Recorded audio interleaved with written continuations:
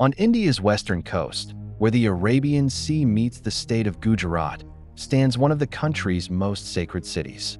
Dwarka is known today for its temples, pilgrims, fishing boats, and the towering Dwarkadish temple that rises above the shoreline. But beyond the modern city, beneath the restless waters of the Arabian Sea, lies a mystery that has endured for generations. Divers and marine archaeologists have found stone anchors. They have documented submerged features near the coast. Excavations on land and on the nearby island of Bet Dwarka have revealed evidence of settlements, trade, and maritime activity stretching back through many centuries. And for millions of people, these discoveries raise a far larger question. Could some part of the legendary city of Dwarka, the city associated with Krishna, really lie beneath the sea? Ancient Hindu traditions describe Dwarka as a magnificent coastal capital, a city of gates, palaces, wide streets, towers, and fortified walls. A city said to have been built for Krishna after he left Mathura. But the story does not end with a kingdom that lasts forever. According to tradition, after Krishna's departure from the world, the sea rose and swallowed Dwarka. Its streets vanished. Its towers disappeared, and the city was claimed by the water. For believers, this is sacred history. For archaeologists, it is a difficult and unresolved question, because the coast near Dwarka has changed many times. Settlements have been built, damaged, abandoned, rebuilt, and slowly altered by tides, storms, erosion, and shifting shorelines. So what exactly has been found beneath India's coast? And where does evidence end and legend begin? Welcome to the Forgotten Past. This is the mystery of the sunken city of Dwarka. To understand Dwarka, we first have to understand why this place matters. The modern city sits close to the northwestern edge of Gujarat, near the entrance to the Gulf of Kutch. It faces the Arabian Sea, a body of water that for thousands of years connected the Indian subcontinent with the Persian Gulf, the Arabian Peninsula, East Africa, and beyond. This was never an isolated coastline. It was part of one of the ancient world's great maritime crossroads. Long before modern ports and shipping lanes, sailors crossed these waters using seasonal winds known as the monsoons. They carried goods across the sea: shells, beads, textiles, metals, pottery, spices, timber, and other materials that connected distant communities. A settlement in this location had access to trade, travel, ideas, and wealth. That makes Dwarka important even without the legend. But the legend gave this coast a deeper meaning. In Hindu tradition, Krishna is associated with Dwarka as a ruler and protector. The city appears in the Mahabharata and in later Puranic traditions, though these texts were composed, transmitted, and developed over long periods of time. They should not be read as modern archaeological reports. But neither are they meaningless simply because they are sacred narratives. Ancient stories can preserve memories of places, floods, migrations, disasters, political change, and vanished landscapes. The challenge is determining which details might reflect history and which belong to the language of epic tradition. The descriptions of Dwarka are extraordinary. The city is portrayed as wealthy, protected, and closely tied to the sea. It is described as a place of great halls, gardens, gates, and shining buildings. Then comes the final image: the sea reclaiming the city after Krishna's death. It is one of the most haunting flood stories in South Asian tradition. But did a real settlement at Dwarka sink beneath the water? The answer may be more complicated than a single disaster. Coastlines are not permanent. They move. They retreat. They advance. And over thousands of years, even small changes in sea level can transform the map of an entire region. At the end of the last ice age, global sea levels rose dramatically as vast ice sheets melted. Areas that had once been dry land were gradually flooded. River valleys became estuaries. Coastal plains disappeared.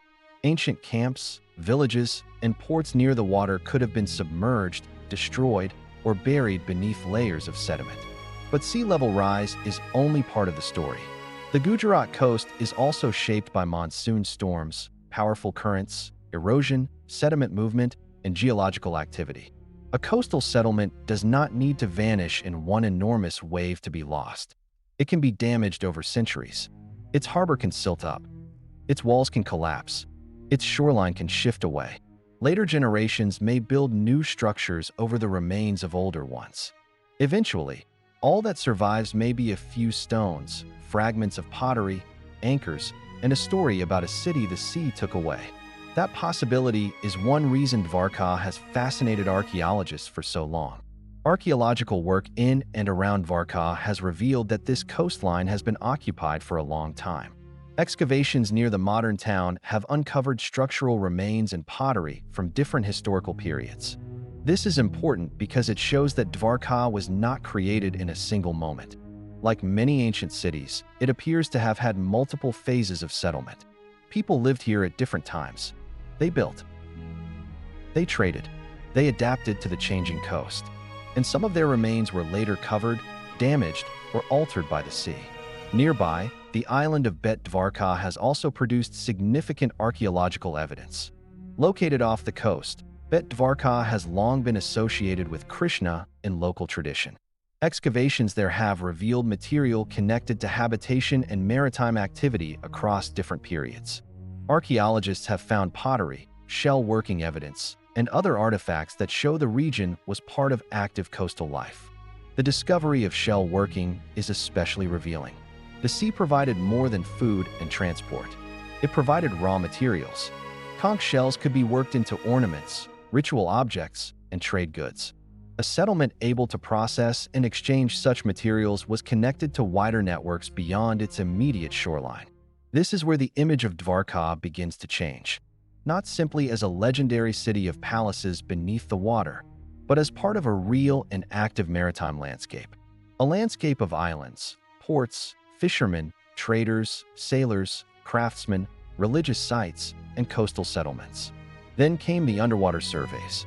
From the late 20th century onward, marine archaeologists began investigating waters near Dwarka and Bet Dwarka. Working underwater is difficult. Visibility can be poor. Tides and currents can be strong. Marine growth can cover stone surfaces. Sand can bury a feature for years, then expose it after a storm. And objects found on the seabed may not always be where they originally belonged. A stone can roll. An anchor can be dragged. A wall can collapse.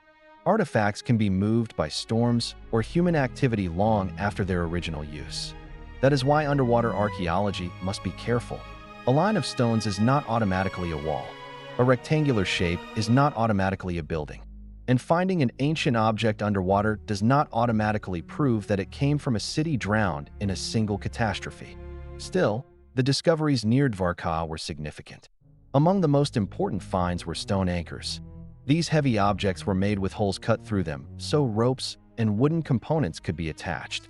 They were used to hold ships in place near harbors, anchorages, and coastal landing points. Some had triangular forms. Others had multiple holes and more complex shapes. Their presence indicates maritime activity. They tell us that vessels used these waters. They suggest that ships anchored near this coast, likely arriving and departing with cargo, crews, and supplies. But anchors alone cannot tell us the full story. An anchor can prove that ships were present. It cannot by itself identify the city those ships visited. It cannot reveal the exact date of every structure nearby. And it cannot prove that the harbor belonged to the Dwarka described in epic tradition.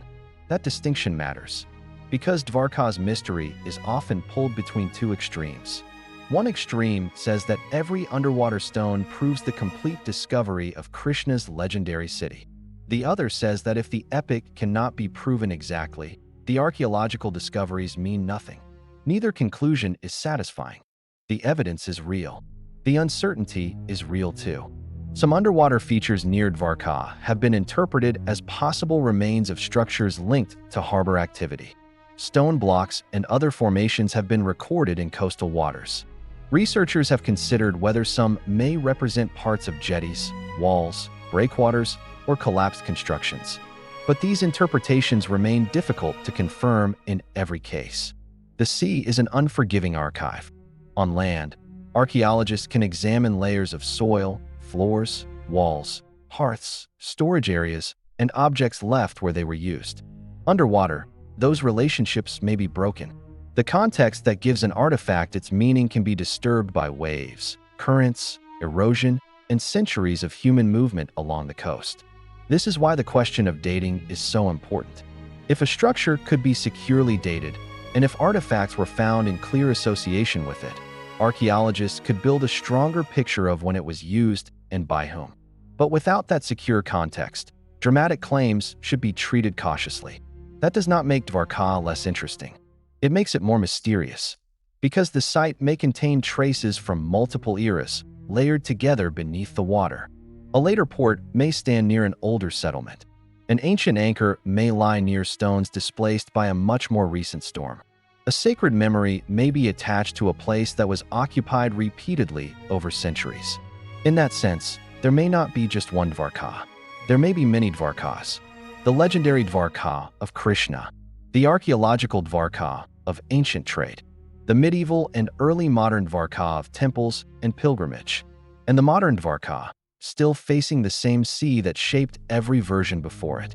There is another source of controversy that is often connected to Dwarka, the Gulf of Khambhat. This is a different body of water farther south along the Gujarat coast. It is sometimes confused with the underwater archaeology near Dwarka itself. But the two areas are separate, and the evidence from each must be evaluated separately. In the Gulf of Khambhat, sonar surveys in the early 2000s generated major attention after researchers reported unusual features on the seabed. Some interpreted sonar images as possible man-made structures. A piece of wood recovered from the area was radiocarbon dated to a very ancient period. That result led to sensational claims that a lost city, thousands of years older than known urban civilizations, had been found beneath the sea. But many archaeologists criticized those conclusions. The central problem was context. A piece of ancient wood found underwater does not automatically date a nearby structure. It may have come from an older tree, a former riverbank, or another source carried into the area by water. Sonar images can also be difficult to interpret. Natural geological features can sometimes appear regular or artificial when viewed remotely.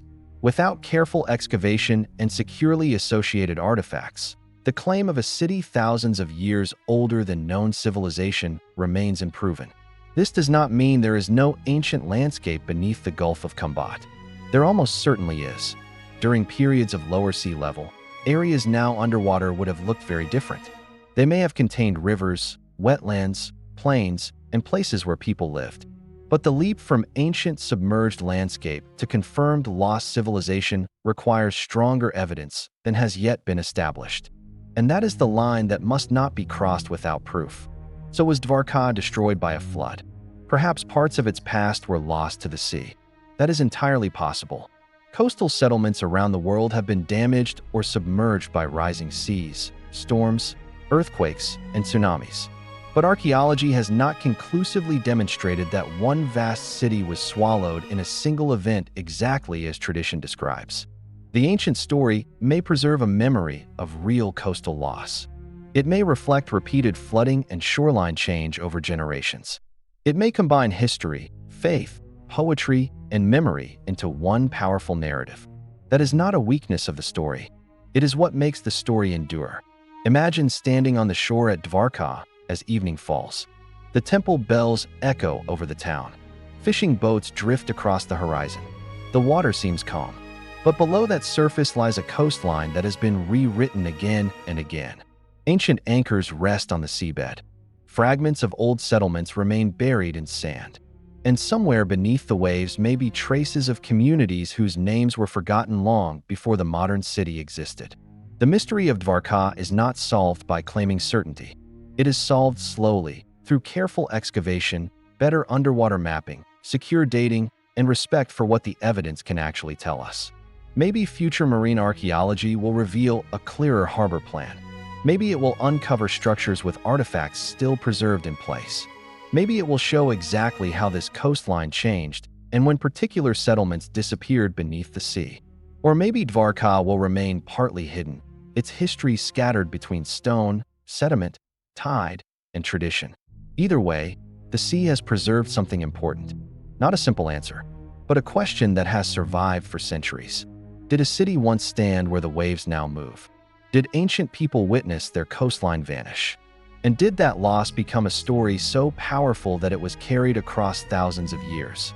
At Dwarka, Archaeology does not prove every detail of legend, but it does reveal a real ancient maritime world. A world of ships, anchors, trade, settlements, islands, and a coast always vulnerable to the sea. And perhaps that is the most haunting truth of all. Cities can disappear. Harbors can fall silent. Stone can sink beneath sand. But memory can outlast the shoreline itself. The sea may have taken Dwarka, but it did not take the story.